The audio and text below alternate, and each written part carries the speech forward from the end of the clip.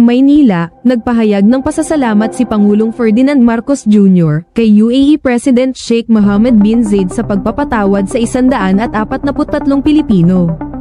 Tinawag itong isang mapagbigay na hakbang na nagbigay ginhawa sa maraming pamilya.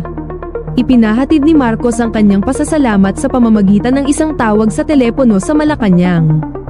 Ngunit hindi tinukoy ang mga krimen o mga hatol na kasangkot. Ang ating mga bansa ay may matibay na ugnayan. At inaasahan kong higit pang palakasin ang partnership na ito, pahayag ni Marcos sa isang post sa social media. Pinasalamatan din niya ang UAE para sa kanilang tulong makatao matapos ang mga nagdaang bagyo sa Pilipinas.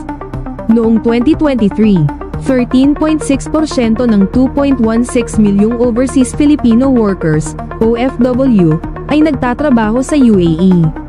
Umabot sa $21.50 bilyon ang remittances ng OFWs mula Enero hanggang Hulyo taong 2024, kung saan 4.2% ay nagmula sa UAE.